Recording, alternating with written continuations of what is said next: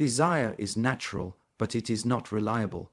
It comes and goes like the wind, shifting with mood, energy, and environment. Discipline, on the other hand, is a choice, repeated over time until it becomes part of your character. Those who act only when desire is present will rarely go far, for their motivation is temporary and inconsistent. It is the disciplined who build steadily, regardless of how they feel in the moment. When you place discipline before desire, you are placing structure above sensation. You are no longer asking yourself, "Do I feel like it?" but instead, "What needs to be done?" This shift is quiet, but it is powerful. It transforms your relationship with time, energy, and purpose. The question is no longer about how much you want something. It's about how much you are willing to show up for it, again and again, without applause or reward. Desire often demands speed. It wants things now. It burns brightly but briefly. Discipline moves slowly but surely. It repeats the same steps every day, even when no one is watching. It does not burn out because it is not based on excitement. It is based on commitment. It walks while desire runs, but it finishes the race every single time. Many people wait to feel ready before taking action. They are prisoners of their emotional state. Discipline is the liberation from that prison. It trains you to act without needing a feeling to validate your decision.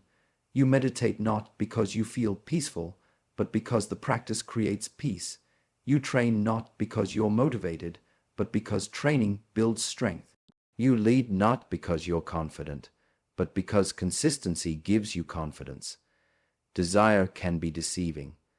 It promises fulfillment, but often leads to frustration when the process becomes uncomfortable. The disciplined mind anticipates discomfort and welcomes it. It sees discomfort not as a barrier, but as a sharpening tool. Every time you act in discipline, you teach your body and mind to obey purpose rather than pleasure. You gain control over your attention, your emotions, and your energy. When discipline comes first, it builds trust within yourself. You no longer doubt whether you'll show up. You know you will. That trust compounds into self-respect. And self-respect becomes a silent force that guides your decisions. It makes it easier to say no to distractions and yes to what aligns with your path. You become dependable in your own eyes. Desire is loud and impatient. It demands results, recognition, rewards. But discipline is quiet and patient. It lets go of outcomes and focuses on process. It sharpens the present moment into something meaningful, something aligned with long-term vision. Through repetition, discipline becomes identity, and identity becomes destiny. Placing discipline before desire doesn't mean denying all emotions or pleasure. It means understanding that lasting success comes from doing what's necessary, not just what feels good. It means you no longer chase outcomes, but master the process that creates them. Focus is not a gift, it is a practice. It is trained in the same way a blade is sharpened, through friction, through repetition, and through deliberate care.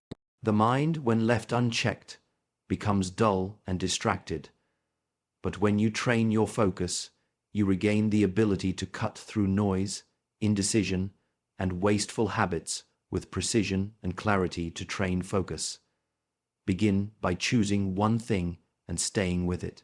Not for a minute, not for an hour, but for as long as it takes to master it. Every time your attention wanders and you bring it back, you are sharpening the blade. Each return to the task is a stroke against the whetstone of discipline. The sharper your focus becomes, the less you are pulled by the trivial in a world full of noise. Your ability to concentrate becomes your advantage. Most people move from one distraction to another, hoping that momentum will create results. But movement without direction is chaos. When your focus is sharp, even small actions create significant outcomes, like a single well-laced cut, A focused effort can accomplish what scattered energy never could. Focus requires boundaries. You cannot sharpen a blade in a storm. You must create stillness around you to cultivate it. This means saying no often. It means removing what doesn't matter so that what does can flourish. It is not about doing more.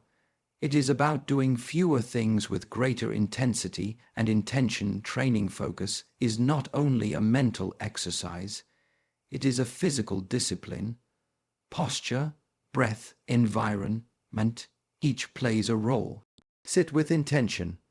Breathe with awareness. Create a space that supports clarity. The more your body learns to align with your task, the more your mind follows. Discipline of the body becomes discipline of the mind. Emotions will test your focus. Boredom, frustration, excitement, these are distractions in disguise. A sharp mind does not deny emotion, but observes it without attachment. Let the emotion come and let it go. Return to the task. Focus is not about force. It is about returning again and again. Gently but firmly. Multitasking is the dulling of the blade. It promises productivity but delivers mediocrity. The focused mind moves one step at a time, but each step is deep, deliberate, and complete.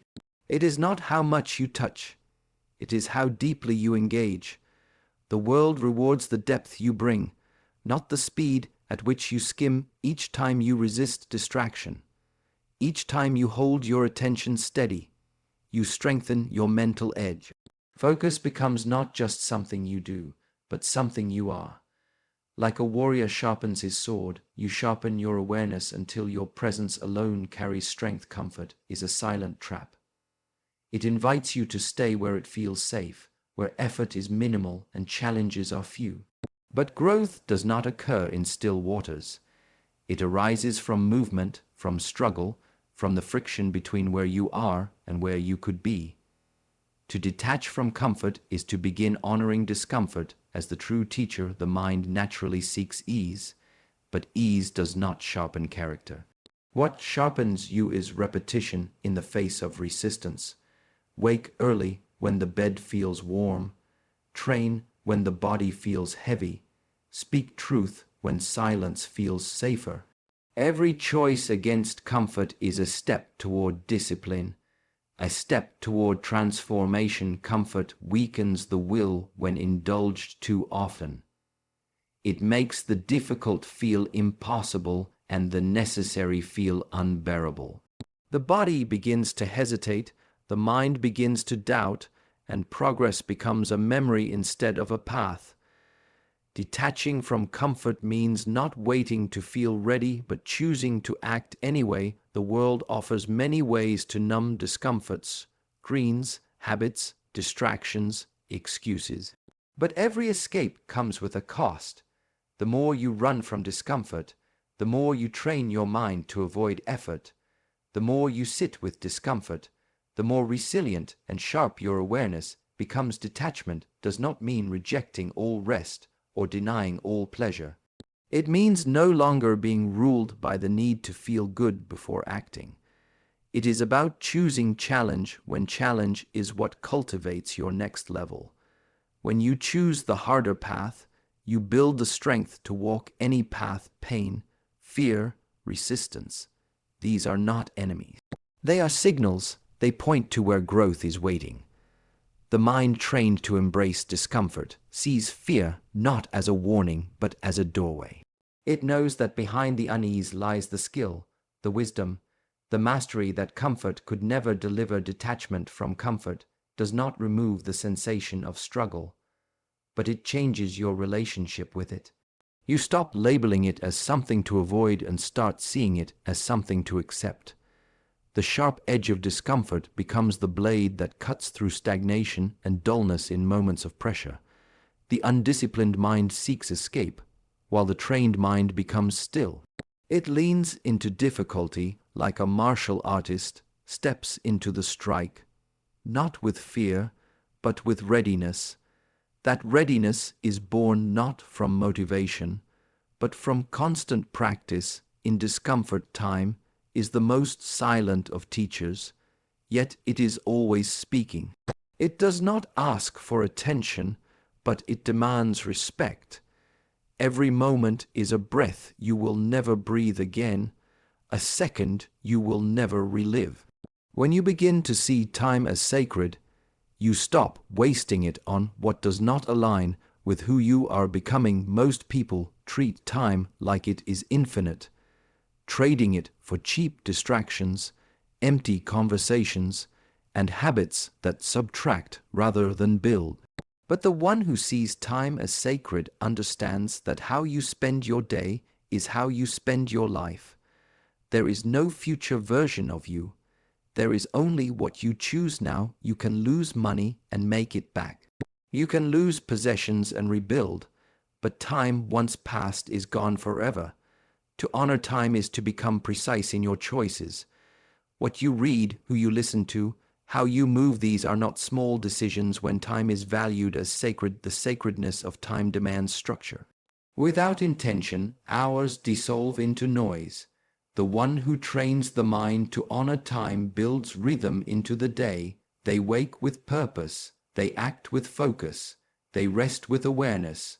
The structure becomes a temple where growth takes place. Seeing time as sacred does not mean rushing. It means becoming present.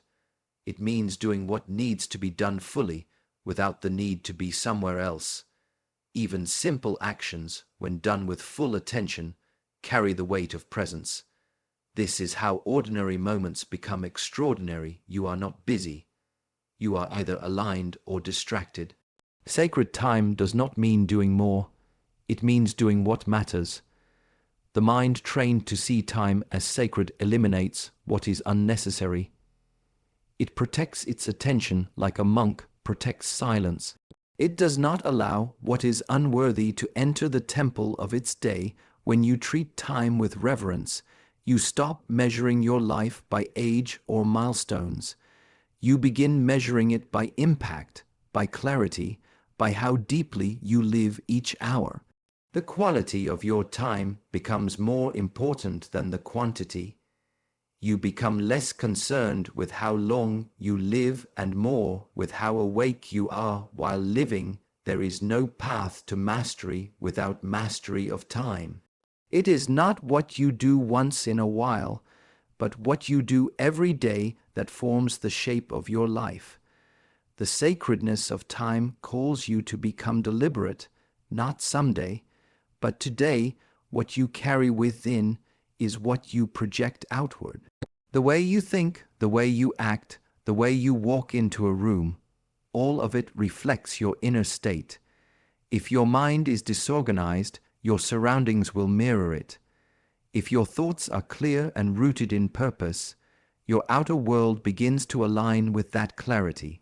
Inner value is not about what you say. It is about who you are in silence. To increase your outer worth, you must first develop your inner worth. The world does not reward noise. It rewards substance. When your mind is trained in discipline, your words carry weight.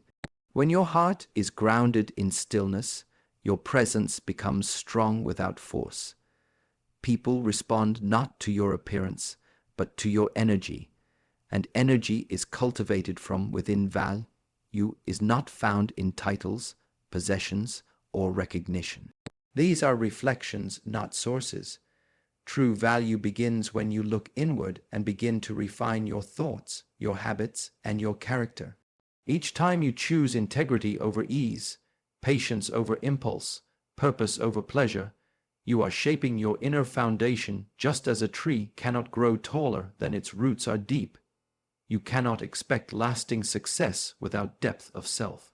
Outer success built without inner grounding will eventually collapse, but when you build from within, with wisdom, humility, and discipline, your success becomes sustainable because it grows from real substance. The mind that chases validation from the outside often lacks security on the inside. It needs applause to feel enough, praise to feel certain, results to feel worthy.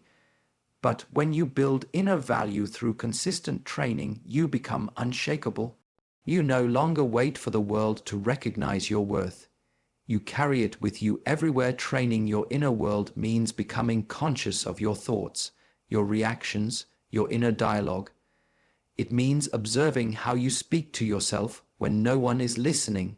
The one who speaks to themselves with respect, discipline, and clarity is the one who eventually commands respect without asking for it. Every act of self-mastery adds value. Waking up on time, finishing what you start, keeping your word, learning without needing recognition. These small actions accumulate. They build an identity that cannot be faked. And over time, the world begins to reflect back to you the value you have first created within yourself. The mind that knows its own worth no longer needs to prove anything. It works not to be seen, but because it understands the power of consistency. It moves not to impress, but because it is committed to growth. And this commitment, this rooted sense of self, becomes the force that shapes every external result. Emotion is like weather, constantly shifting, unpredictable, and often misleading. If you allow your decisions to be guided by how you feel in the moment, your path becomes unstable. But when persistence becomes your compass, you begin to move regardless of the emotional storm. You act not because you feel like it, but because the action is aligned with your purpose. Persistence is the ability to stay with something long after the excitement has faded. It is what remains when motivation disappears. Emotion may say stop, rest, give up, but the disciplined mind listens instead to what is necessary, what is true, what is required by the path. Emotion is acknowledged but not obeyed. Every meaningful pursuit will pass through discomfort. Fatigue, boredom, frustration, doubt. These emotions will visit anyone who walks a long road, but persistence is the gatekeeper. It holds the line between where you are and where you intend to go. It does not deny the presence of emotion, but refuses to be steered by it. Training persistence begins in small moments. Finishing the last set when your muscles ache. Holding silence when your thoughts rush to escape. Rising early when your body begs to remain in bed. Each act of discipline over emotion becomes a thread, and over time, these threads weave a character of strength. Emotion can be a messenger, but it must not be the master. It can inform you of your current state, but it must not define your action. The one who persists does so by recognizing emotion without surrendering to it. This balance is cultivated through repetition, through showing up again and again despite the inner resistance. Persistence builds self-trust. When you act despite not wanting to, you prove to yourself that you are not ruled by temporary states. This inner confidence becomes unshakable. You no longer need perfect conditions, perfect moods, or perfect energy. You simply move because movement is who you are. The greatest growth occurs not in moments of flow, but in moments of resistance. Anyone can act when they are inspired, but few continue when the path becomes heavy and quiet. The ability to keep moving when no one watches, when results seem far, when emotion pulls you backward, that is the path of mastery. To build a life of substance, you must be willing to feel the full range of emotion and still remain loyal to your path. The mind must be trained to act from clarity, not from mood, and the body must be trained to follow, even when the feeling does not support the action.